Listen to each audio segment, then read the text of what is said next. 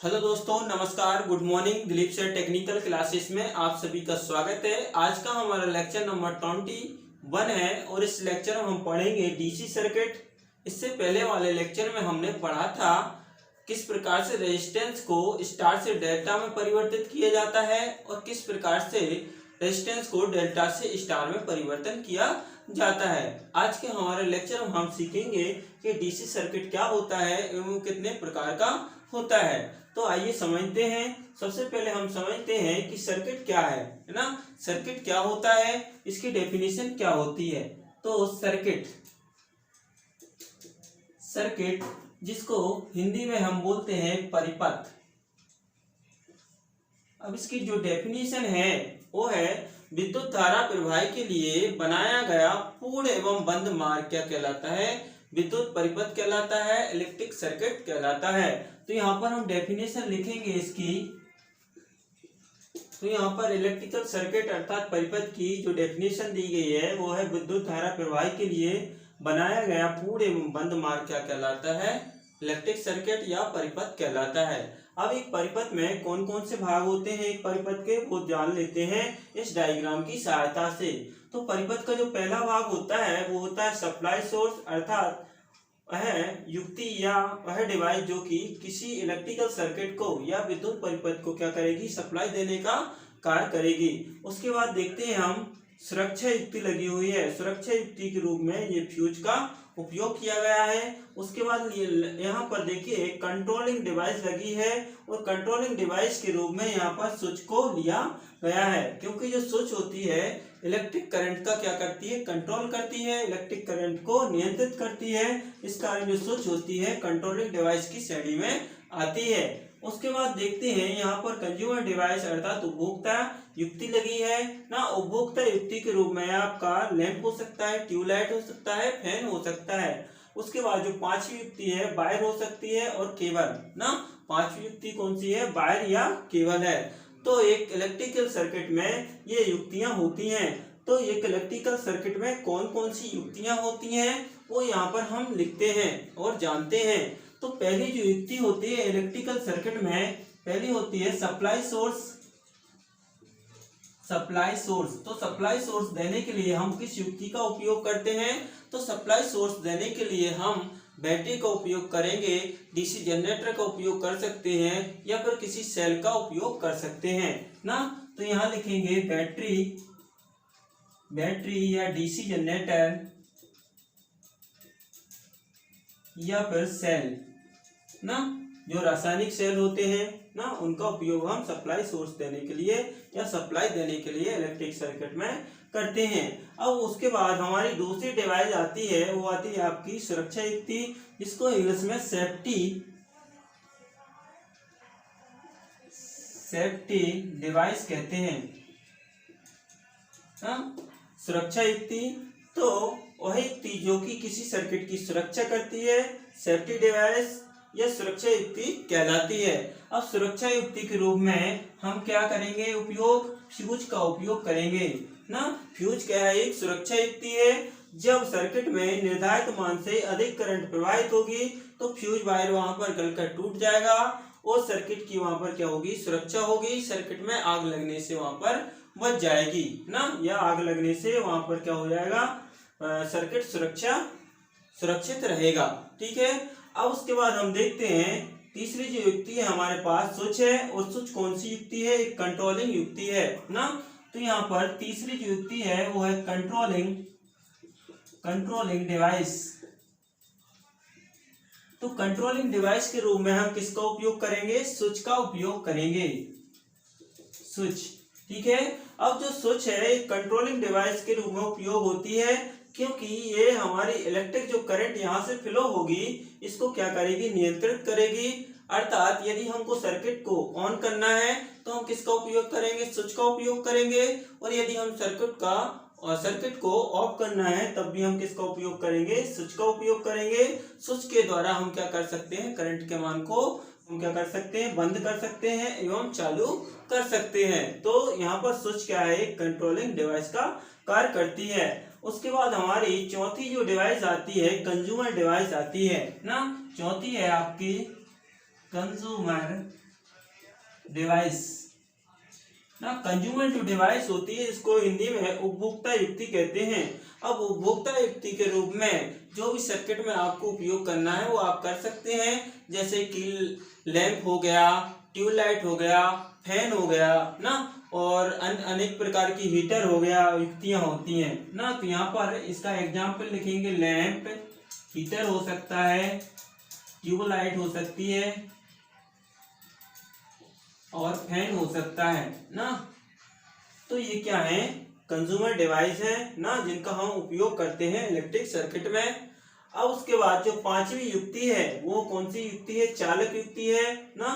तो यहाँ पर लिखेंगे कंडक्टर, कंडक्टिंग डिवाइस।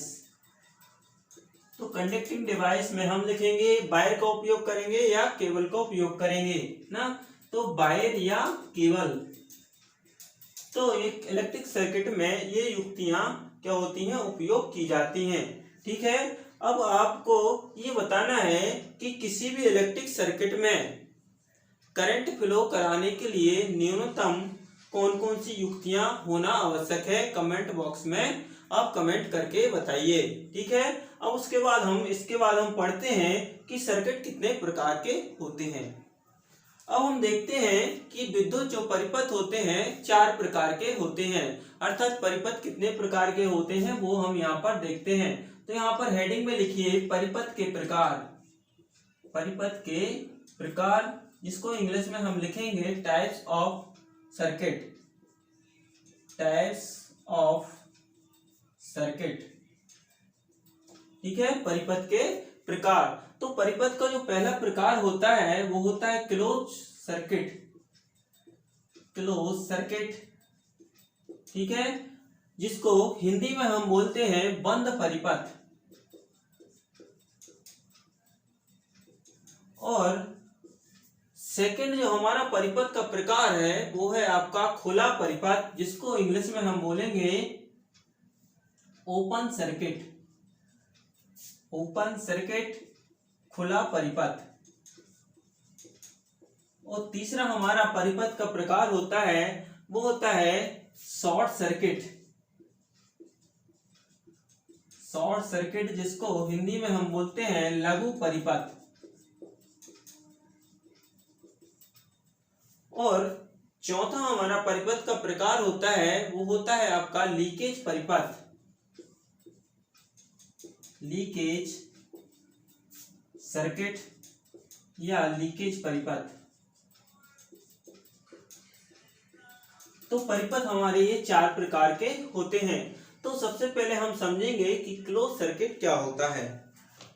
तो क्लोज सर्किट वह सर्किट होता है जिसमें से करंट क्या होगी, प्रवाहित होगी और उपभोक्ता युक्ति वहां पर कार्य करेगी। तो ऐसे सर्किट को हम बोलेंगे क्लोज सर्किट ना, जिसका स्विच जो रहेगा ऑन कंडीशन में रहेगा और उपभोक्ता युक्ति में से करंट प्रवाहित होगी ना। तो ऐसे सर्किट को हम बोलेंगे क्लोज सर्किट। तो क्लोज सर्किट को समझने के लिए आप इसी डायग्राम से समझ सकते हैं ना। तो यहाँ पर जो स्विच है वो क्या है, क्लोज है, अर्थात ऑन स्थिति में है। और यहाँ पर सप्लाई सोर्स जब देंगे तो करंट यहाँ से प्रवाहित होगी और उपभोक्ता युक्ति में से प्रवाहित होगी ना। और उपभोक्ता युक्ति क्या करेगी, वहां पर अपना कार्य करेगी। जैसे लाइट है तो वहां पर क्या होगा, प्रकाश होगा, और फैन है तो वो क्या करेगा, घूमेगा ना। तो उपभोक्ता युक्ति क्या करेगी, वहां पर कार्य करेगी। तो ऐसा सर्किट क्या कहलाता है, क्लोज सर्किट कहलाता है। तो क्लोज सर्किट में आपको याद रखना है कि इसमें सबसे पहला पॉइंट याद रखना है कि जो स्विच है वो क्या रहेगी, ऑन कंडीशन रहेगी, ऑन स्थिति में। ठीक है, होती है। और दूसरा जो पॉइंट याद रखना है, उपभोक्ता युक्ति में से करंट फ्लो होती है, उपभोक्ता युक्ति में से करंट प्रवाहित होती है ना। तो ऐसा सर्किट क्या कहलाता है, क्लोज सर्किट कहलाता है। अब क्लोज सर्किट का रेजिस्टेंस देखें तो इसका निम्न रेजिस्टेंस रहता है ना। जितना इस वायर का रेजिस्टेंस होगा, उपभोक्ता युक्ति का रेजिस्टेंस रहता, उतना ही क्या रहेगा, इसका रेजिस्टेंस रहेगा। तो ये आपका क्लोज सर्किट हो जाता है। अब उसके बाद हम देखते हैं ओपन सर्किट। तो ओपन सर्किट किसे कहेंगे, खुला परिपथ किसे कहेंगे? तो यदि किसी सर्किट का कोई एक भाग ओपन हो जाए तो ऐसा परिपथ क्या होता है, ओपन सर्किट होता है ना, ओपन परिपथ कहलाता है ना। यहाँ पर ओपन परिपथ को दर्शाया गया है ना। यहाँ पर देखिए ये भाग क्या हो गया है, यहाँ पर ओपन हो गया है, तो इस सर्किट को हम बोलेंगे ओपन परिपथ। अब ओपन परिपथ जो होता है, यहाँ पर इसको वोल्टेज सप्लाई देते हैं और जहां से जिन बिंदुओं के माध्यम से ओपन हुआ है वहां पर यदि हम वोल्टेज को मापें तो वोल्टेज की जो वैल्यू होगी सप्लाई वोल्टेज के वैल्यू के बराबर होती है ना। यहाँ पर यदि हम वोल्टमीटर लगा दें, यहाँ पर इस प्रकार से वोल्टमीटर लगा दें तो वोल्टमीटर भी हमको क्या बताएगा, यहाँ पर जितना वोल्टेज देंगे उतना ही वोल्टेज यहाँ पर हमको बताएगा। जैसे मान लेते हैं यहाँ पर 100 वोल्टेज दिया तो यहाँ पर भी वोल्टमीटर कितना बताएगा, 100 वोल्टेज बताएगा। ठीक है। और इसमें करंट क्या होगी, तो करंट देखेंगे तो ओपन है, ये ओपन होने के कारण इसका रेजिस्टेंस बहुत ज्यादा हो जाता है और सिद्धांतिक रूप से अनंत हो जाता है। तो जब रेजिस्टेंस अनंत हो गया है अर्थात परिपथ ओपन हो गया है तो जिसके कारण करंट की वैल्यू क्या हो जाती है, 0 हो जाती है, क्योंकि इस सर्किट का जो रेजिस्टेंस रहता है वो अनंत हो जाता है। ठीक है। तो इस सर्किट में आपको कौन कौन सी बातें याद रखनी है वो हम यहाँ पर नोट करते हैं। ठीक है। तो पहली बात याद रखनी है कि ओपन सर्किट में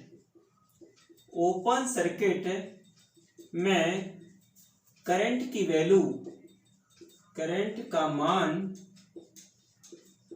0 होता है। ठीक है।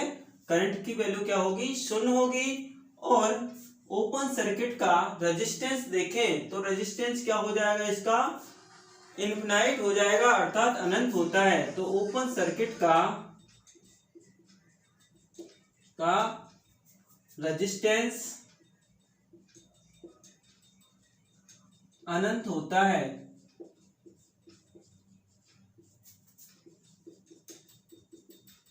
हाँ, ओपन सर्किट का रेजिस्टेंस क्या होता है, अनंत होता है। और ओपन बिंदुओं पर सप्लाई वोल्टेज की वैल्यू क्या होगी, इस वैल्यू के बराबर होगी ना। जितना सप्लाई वोल्टेज देंगे तो इन बिंदुओं पर जहां पर परिपथ क्या हुआ है, ओपन हुआ है, उस बिंदु पर वोल्टेज की वैल्यू क्या होगी, सप्लाई वोल्टेज की वैल्यू के बराबर होती है। तो ओपन बिंदुओं पर वोल्टेज का मान क्या होगा, सप्लाई वोल्टेज के बराबर होगा। ठीक है। अब यहां से हम देखते हैं कि इसमें करंट की वैल्यू 0 क्यों होती है ना, करंट फ्लो क्यों नहीं होती है। तो करंट I इक्वल टू होता है V/R। ठीक है। अब हम देखते हैं V की वैल्यू क्या है, यहाँ पर V की वैल्यू समान है ऊपर बिंदुओं पर और यहाँ पर ना सप्लाई वोल्टेज क्या है, समान है। तो सप्लाई वोल्टेज, लेकिन जो रेजिस्टेंस है वो रेजिस्टेंस क्या है, ओपन सर्किट का इनफिनाइट है। तो इनफिनाइट यहाँ पर रखेंगे। तो इनफिनाइट से यदि किसी संख्या में भाग देते हैं तो उसकी वैल्यू क्या आती है, 0 आती है। इस कारण से इस सर्किट में करंट जो फ्लो होगी वो क्या होगी, 0 होगी। ठीक है। तो इस प्रकार से ओपन सर्किट में करंट क्या होगी, फ्लो नहीं होगी और रेजिस्टेंस इसका क्या रहेगा, इनफिनाइट रहेगा। ठीक है। तो इस प्रकार से ये ओपन सर्किट है। ओपन सर्किट में आपको ये पॉइंट याद रखना है। ठीक है। उसके बाद हम चलते हैं शॉर्ट सर्किट पर। तो अब समझते हैं हम शॉर्ट सर्किट को। शॉर्ट सर्किट किसे कहते हैं, तो यदि किसी परिपथ का या किसी सर्किट का फेज वायर न्यूट्रल वायर के संपर्क में आ जाए तो ऐसा परिपथ क्या कहलाता है, शॉर्ट सर्किट कहलाता है या लघु परिपथ कहलाता है ना। या किसी सर्किट के फेज वायर को न्यूट्रल वायर के द्वारा क्या कर दें, जोड़ दें, तो ऐसा सर्किट क्या कहलाता है, शॉर्ट सर्किट कहलाता है। अब यहाँ पर एक सिंपल सर्किट बताया गया है। अब यदि हमको इस सिंपल सर्किट में करंट की वैल्यू निकालना है, मान लेते हैं करंट की वैल्यू I है, तो करंट की वैल्यू को हम किस प्रकार से निकालेंगे। तो करंट की वैल्यू निकालने के लिए I इक्वल टू V/R होता है ना, टोटल रेजिस्टेंस। तो I इक्वल टू V की वैल्यू क्या है, V है, और टोटल रेजिस्टेंस इस सर्किट का कितना होगा, तो R1 plus R2 plus R3 होगा ना। ये एम्पियर में क्या आ जाएगी, करंट आ जाएगी।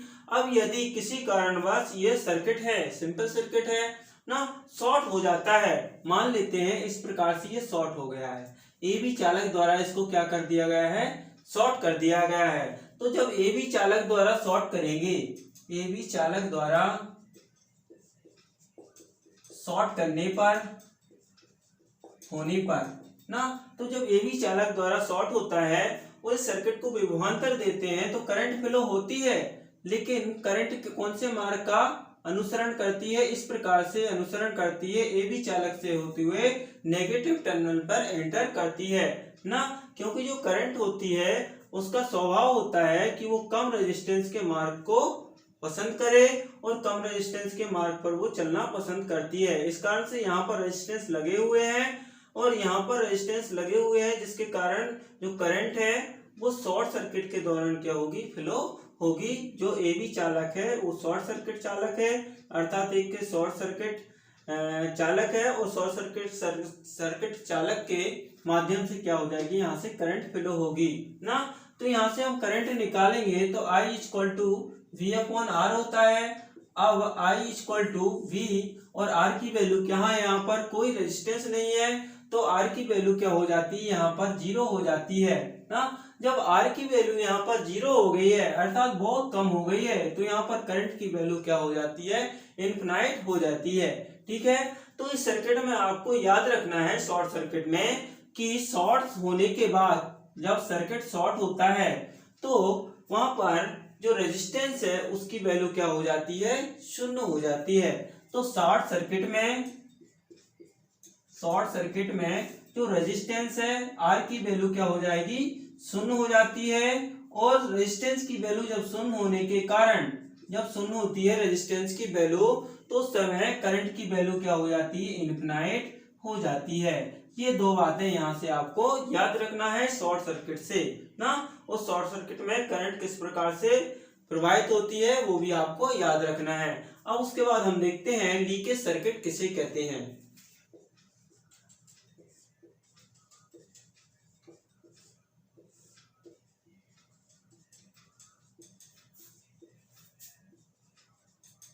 तो लीकेज सर्किट किसे कहते हैं, यदि किसी उपभोक्ता युक्ति में फेज वायर क्या हो जाए, उपभोक्ता युक्ति की बॉडी से टच हो जाए, तो ऐसा सर्किट क्या कहलाता है, लीकेज सर्किट कहलाता है। इसमें आपको इतना ही ध्यान रखना है। अब जो लीकेज सर्किट होने पर क्या होता है, उपकरण की बॉडी से करंट फ्लो होती है, जिससे क्या होता है, एक व्यक्ति को झटका लग सकता है, विद्युत शॉक लग सकता है। उस शॉक से बचने के लिए हम क्या करते हैं, जो भी हमारी युक्ति है उसको अर्थ कर दिया जाता है, या फिर जो प्लग रहता है उसका, जो युक्ति है उसका प्लग रहता है, उसमें हम अर्थ पिन लगाते हैं, या अर्थ पिन उसमें लगा होता है जो कि मोटा होता है ना और लंबा होता है। अब मोटा इसलिए बनाया जाता है उसको ताकि उसका रेजिस्टेंस कम रहे और उसमें लीकेज करंट ज्यादा से ज्यादा प्रवाहित हो, और लंबा इसलिए उसको बनाया जाता है ताकि सबसे पहले जब आप उपकरण को प्लग में लगाएं ना, उसके प्लग है जो, उसको सॉकेट में लगाएं उपकरण को ना, तो सबसे पहले क्या हो, वो अर्थ से कनेक्ट हो। इस कारण से उसको लंबा रखा जाता है और मोटा इसलिए रखा जाता है जिससे उसका रेजिस्टेंस कम हो और लीकेज धारा उसमें ज्यादा से ज्यादा प्रवाहित हो। इस कारण से उसको मोटा एवं लंबा रखा जाता है। तो आज का लेक्चर इतना ही। इसके बाद हम पढ़ेंगे पावर एवं एनर्जी ना। यदि वीडियो पसंद आया हो तो लाइक करें, शेयर करें और चैनल को सब्सक्राइब करें। जय हिंद, जय भारत।